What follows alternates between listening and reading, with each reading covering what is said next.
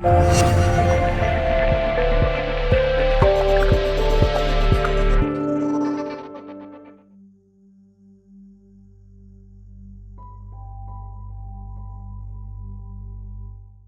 afternoon, everyone. Today I would like to talk to you about what I consider the greatest hoax of all time, and that's the true nature of man. I'd like to offer a special thanks to Susan Amsden and the IANDS staff for allowing me to share this time with you. Have the first slide, please.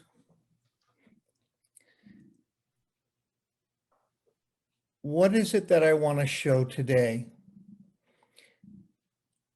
We've been lied to by church and state from the beginning of time in an attempt to control the population. For example, the Emperor Constantine convened the Council of Nicaea in 325 AD to decide what the Catholic Church doctrines would be and what books would be included in the Bible. The Emperor Justinian convened the Second Ecumenical Council to get rid of the idea of reincarnation. The church authorities were never invited to that meeting. He faked the results and used arms to enforce it. Aspects of the history of the God Yahweh and Jesus Christ were manipulated and falsified to ensure that man was perpetually living in fear. The judgment, belief in God are all containing man in a cycle of fear involving heaven, hell, good, bad, God, and saviors. The single lifetime theory of humanity is only found in populations that are descended from or influenced by the Roman Empire. The truth is, man has a dual nature. We have a spiritual nature which is immortal and a physical nature which is mortal. As the great Greek philosopher Pythagoras said, he believed that God created souls as spirit entities whose goal was to merge with the divine, to be eternal, transmigrate, and to reincarnate. So what we realize is that reality is not what it is or what it seems to be. The history of man has been hidden from us, and we have been involved in a struggle for far longer than we realize. And some of that is shown by the Egyptian priest Manetho, who gave us the history of Egypt 10,000 years before the deluge, during divine rule, demigods, and pharaohs up to 3100 BC.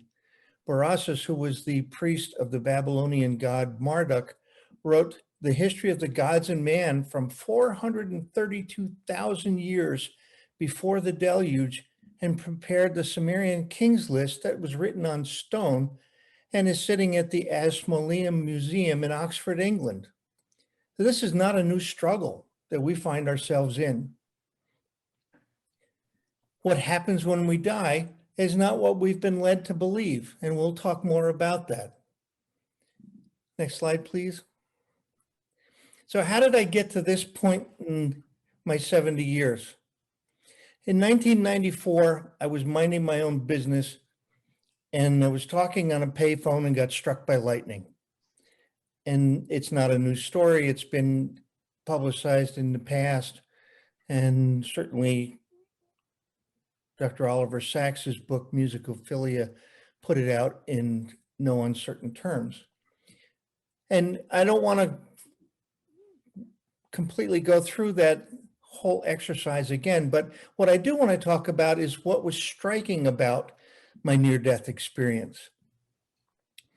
And the first thing I realized, as after the lightning strike, I walked over to see my body on the ground, and I was standing there looking at everyone else, and they were getting ready to start CPR, and I was very amazed, and my mind was racing, and I was looking at everybody, and I could hear everyone, and I just couldn't understand what was going on. And I realized that I was dead. And the first thing that I realized was that I was still thinking. I was still carrying on the conversation with myself as I normally would. And I realized that whoever I was, whoever my spirit was, always was. And what was on the ground was just nothing more than a carrier of who I was. And I realized that the veil was nothing more than a very thin veil of I don't know what. I could see and hear everyone, but they couldn't see or hear me. And the real interesting part of that near-death experience occurred when I left the building. And by that time, I was walking up to look for my family, and I was reduced to just a ball of energy. And I floated over the top of my wife's head where she was painting children's faces. And I remembered everywhere that the people were standing, and provided that afterwards. As I got outside, it felt like I had fallen into a river of pure positive energy. And it was the most glorious feeling of light and love that I could ever imagine. It was a very pure sense of love and peace. And as I looked around, I was so impressed by the feeling of this love. It was almost like I could measure it. And I guess that's part of my science brain thinking that I could do something supernatural like that. But as I looked around and I looked at the objects that I could see, I realized that the energy that I felt, this energy of love, was what composed everything and passed through and was what created those things. And after I had returned from that near-death experience, I returned with something I didn't have before. I had a gift of music and composition and aptitude for classical piano. These were things I didn't have before. And I realized that probably the single biggest thing that I realized was that my consciousness was always with me. There was never a moment where I wasn't conscious. And I realized that consciousness survives death. And afterwards, I realized also, because I had been involved with Dr. Daryl Treeford, who was a specialist in savants, and he had contacted me because he was collecting individuals like myself who had interesting experiences. And I found out that there were lots of people like me who'd had brain injuries, trauma, surgery, you name it. There were all kinds of people who had interesting events, but the one thing that was common about them was that they all suddenly had access to places and things that they didn't understand they had, whether it be in music or art or being able to remember or predict tremendous calculations. The one thing that's true about all of these people is that it makes you realize that we all have these abilities. We just don't know how to access them. If they can be accessed by an unusual event, then there must be a way to willfully access those places. We just don't know how. And so I spent the next 27 years trying to understand what happened to me and what happened with everything else. So reality is not what it seems. Could I have the next slide, please? Our history has been hidden from us and shows that we've been involved in this struggle for a very long time, as I had mentioned earlier. So what is science telling us about near-death experiences? First of all, it's not a new idea. The first recorded case came from Plato in the Republic, and it was the story of who was a warrior from Pamphylia. He was a son of Arminius, and he was killed in a battle. 10 days later, he awoke on his funeral pyre and they started relaying stories to the others about having gone to the underworld. He told of what awaits us in the afterlife, and that the just are rewarded, the evil are punished, and souls are reborn into a new life. And as time has gone on, there have been two schools of thought that have evolved. We have the scientific or materialist reductionist school and the non-reductionist school. The materialist or reductionist school believes that nothing exists except objective reality.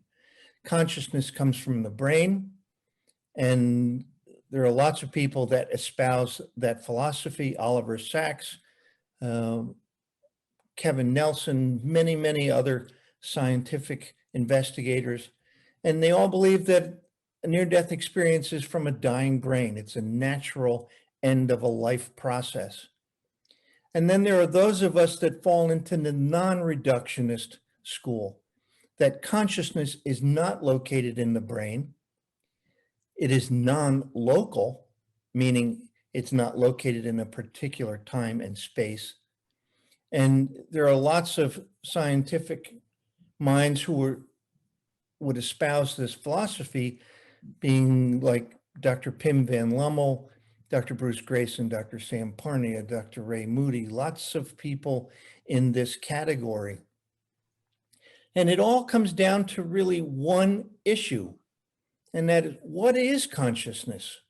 It's a difficult concept. And as Ian Stevenson once said, there's nothing more troublesome than a new idea, particularly in science.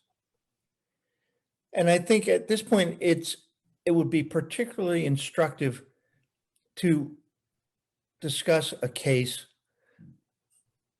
that has been throughout our literature, and that's the case of Pam Reynolds, who had a near-death experience.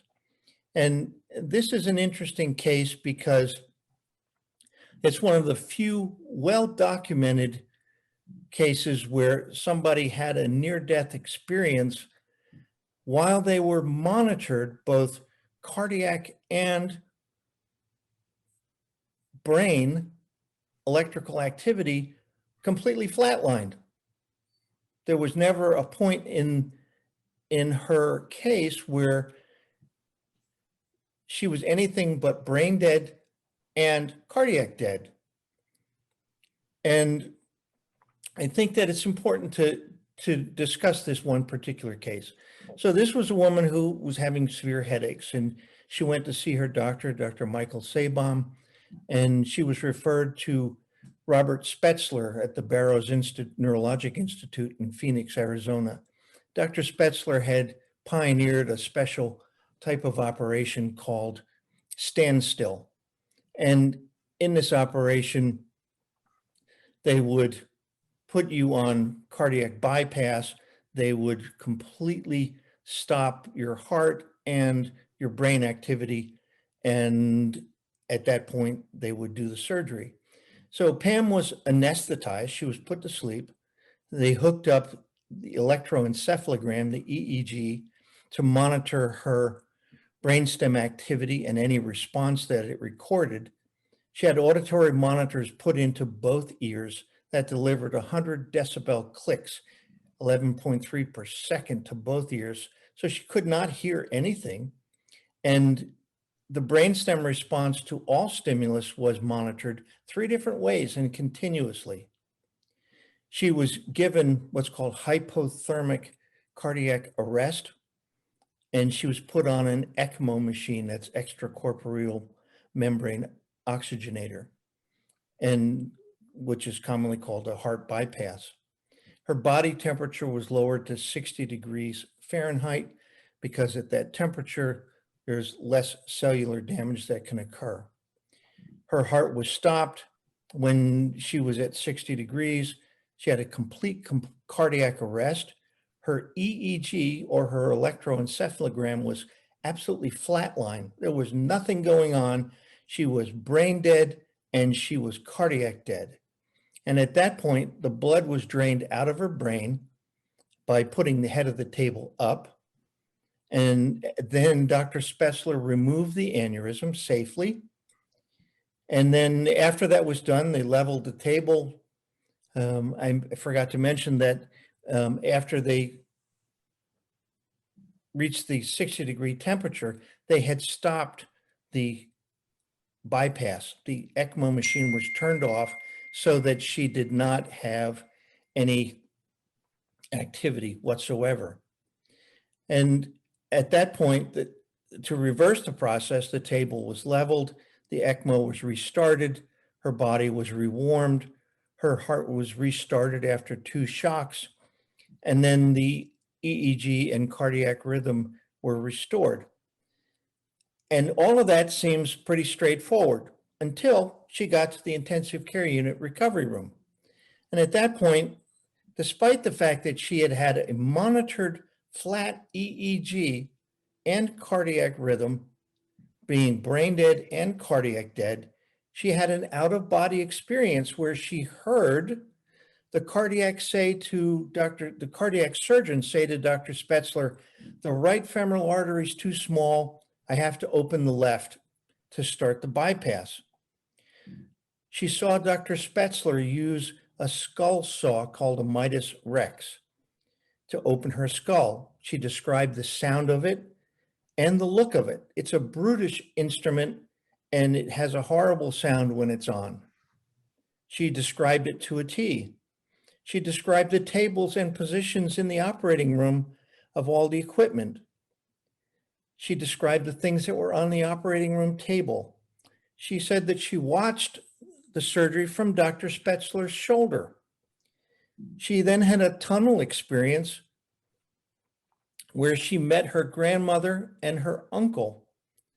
They walked with her for a while and she wanted to walk toward the light and they refused to let her do so. And they took her back to the entrance. And at the point that her heart was restarted, her uncle pushed her out of the tunnel. When she was back in her body, she heard the residents playing music while they were closing the wounds. And specifically, it was from the Eagles, the Hotel California. And she was very upset by one line in this song, which was, you can check out anytime you like, but you can never leave. And she was angry about that because she didn't want to come back. She wanted to go to the light. And the thing that's important about this case is that all of the things that she describes in the recovery room and the intensive care unit were all things that you would only have if you were conscious. They were all signs of consciousness. And it was clear that consciousness was not connected to her body or to her brain.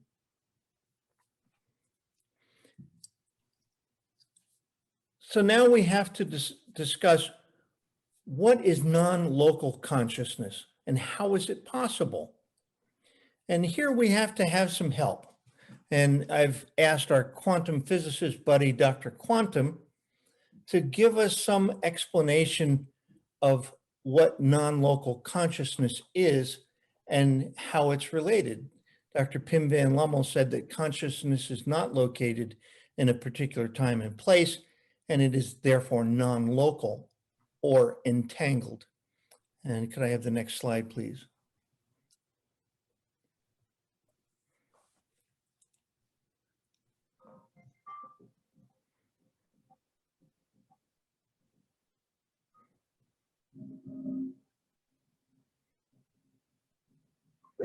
Great-granddaddy of wacky quantum weirdness is entanglement. If time reversal symmetry destroys the notion of time, then entanglement crushes our experience of space. Two objects, two electrons created together, are entangled. Send one to the other side of the universe. Now, do something to one, the other responds instantly. So either information is traveling infinitely In reality, they are still connected, are entangled.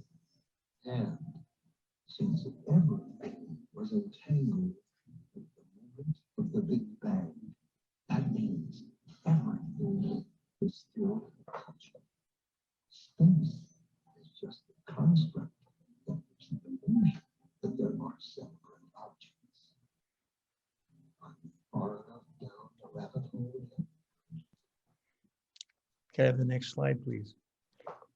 So thank you, Dr. Quantum, and for that explanation. And so what do we know about consciousness? Sadly, not a lot. We know that the universe is conscious and connected. For example, it's aware of itself and instantaneously communicates. Bell's theorem proves that. And how is it that we fit into any models like this? And the first one is the Penrose-Hameroff model, which states that consciousness exists somewhere outside the brain, and our brains are merely conscious converters that are being receivers and transmitters at the same time. Dr. Robin Kelly, in his book, The Human Antenna, discusses that the brain is not the seat of consciousness, but is merely a vessel through which consciousness is relayed. John Bell experimentally proved entanglement or non-local consciousness and verified another 6 or 7 times by other labs that Einstein's concern about spooky action at a distance was real. Next slide, please. So where does consciousness come from? And that's a difficult expedition.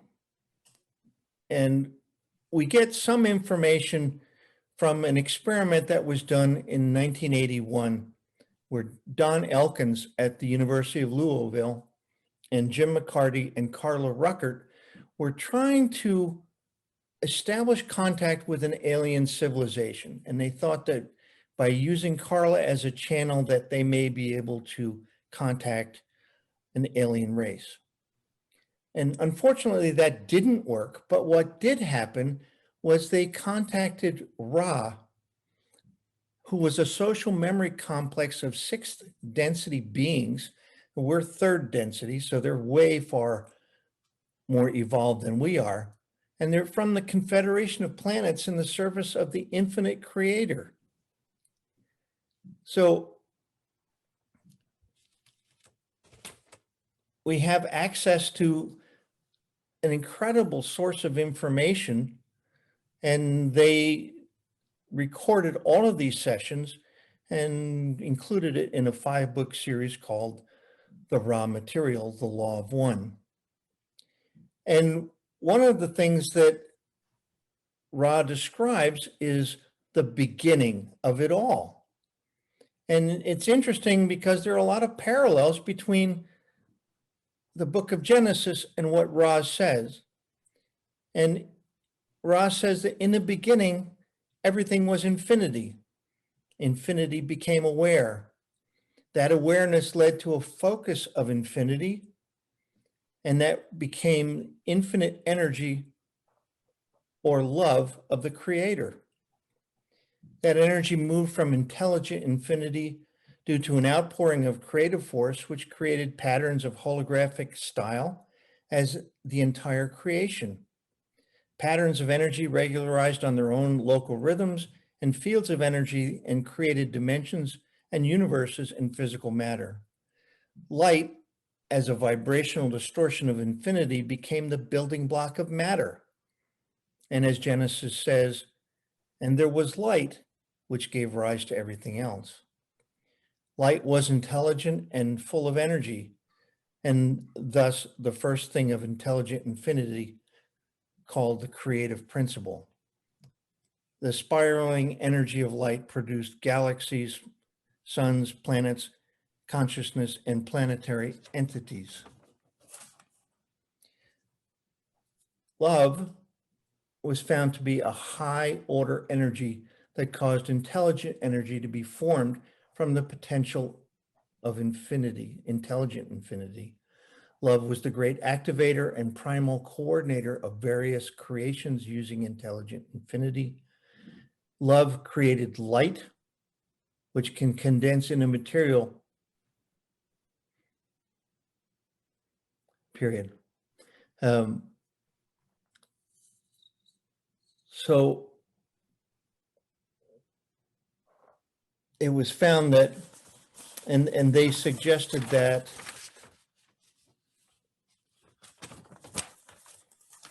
all things, all life, all creations were part of one original thought. All things come from one source, and they exist in the quantum field. The quantum field is 96% dark energy and dark matter, and we only see 4% of that. So think about that for a second.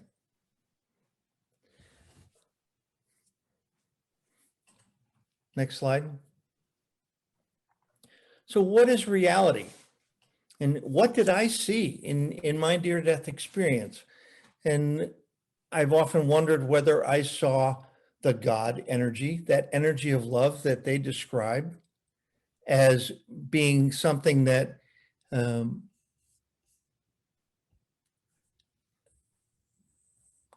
is the source of all things.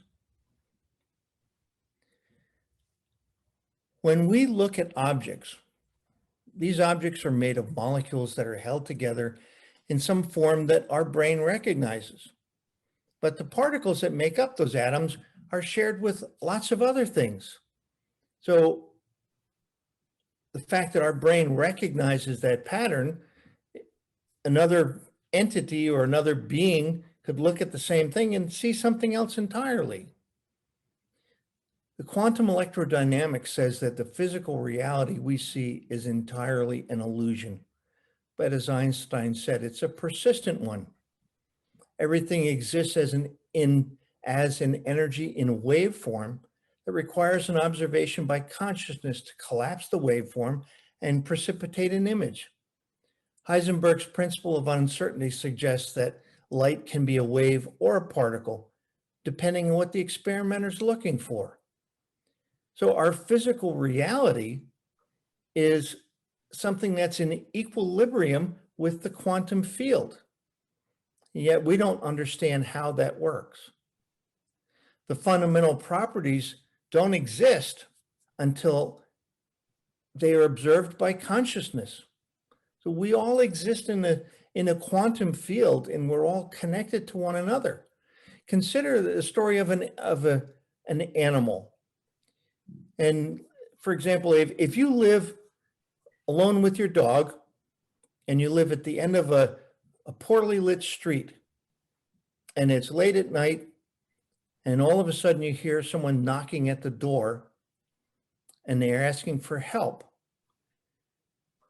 And that person has evil intent. Assume that that is the case. The dog goes absolutely crazy. The dog is barking, growling, and it's very clear to that animal that this person on the other side of the door has an evil intent. How does it know? How do all animals know? They are still connected to the quantum field. We have lost some of that ability, but it's not unrecoverable.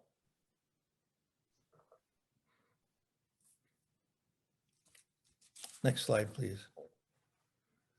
So, what is light? Light makes up everything. And so that makes us ask the question, what is light? And I've asked Dr. Quantum to help enlighten us as to what reality is in terms of light.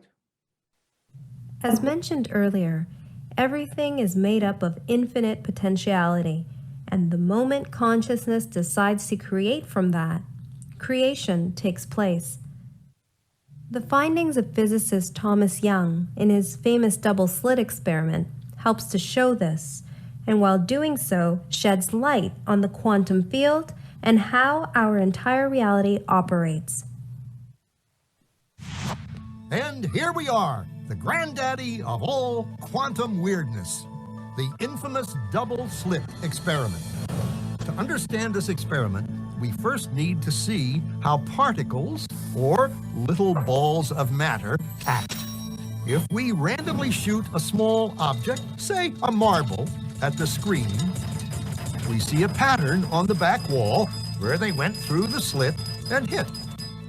Now, if we add a second slit, we would expect to see a second band duplicated to the right.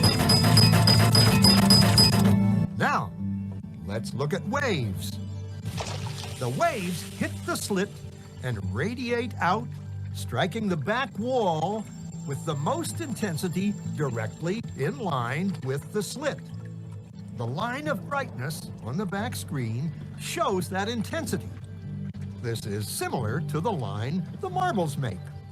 But when we add the second slit, something different happens. If the top of one wave meets the bottom of another wave, they cancel each other out. So now there is an interference pattern on the back wall. Places where the two tops meet are the highest intensity, the bright lines, and where they cancel, there is nothing. So, when we throw things, that is, matter, through two slits, we get this, two bands of hits. And with waves, we get an interference pattern of many bands. Good so far. Now, let's go quantum.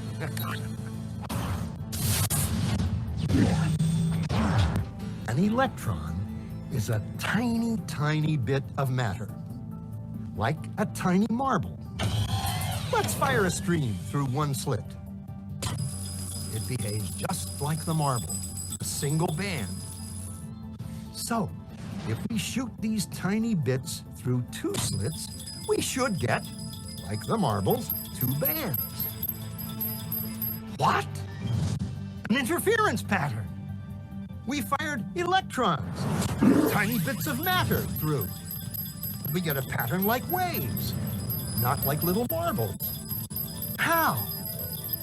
How could pieces of matter create an interference pattern like a wave? It doesn't make sense. But physicists are clever. They thought, maybe those little balls are bouncing off each other and creating that pattern. So they decide to shoot electrons through one at a time. There is no way they could interfere with each other. But after an hour of this, the same interference pattern is seen to emerge. The conclusion is inescapable. The single electron leaves as a particle, becomes a wave of potentials, goes through both slits, and interferes with itself to hit the wall like a particle. But mathematically, it's even stranger. It goes through both slits, and it goes through neither. And it goes through just one, and it goes through just the other.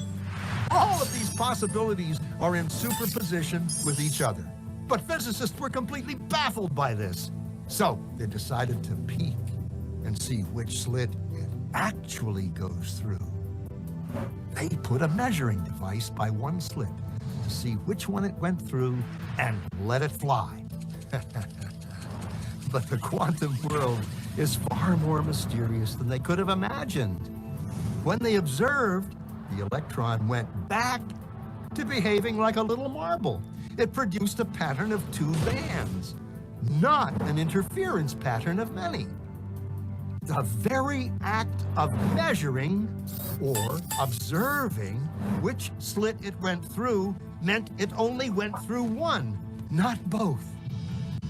The electron decided to act differently, as though it was aware it was being watched. Very cool. And since Jim can't see the chat, I just wanted to give you guys a heads up. There's 11 minutes left, including the Q&A. Thank you. So what happens when we die? What place did I go to when I died? And there's not much that we know about that. And one of the interesting studies that I've come across recently is what's called the Man Being series of books. It's written by Dramos and Bohemius, and they are channeling higher level beings from an intermediate world called Lyra. So when you die, you go to this intermediate world called Lyra, which is a place where you would rebuild your light body, and you're given two choices. You either can ascend to a higher density of being, or you can reincarnate and go back and go through all this nonsense again. And they indicate that there are forces that have hijacked this process from the earliest history of our history and force us to reincarnate and become slaves to this existence. This force is an Orion/DRA alliance that uses judgment and fear of God to control us for both financial and energetic gains for them. We've not been told any truth about our existence, our spirituality, our origin, or our gods. Everything we experienced from church and state has been to control our development and spiritual evolution, and it's time for us to take it back.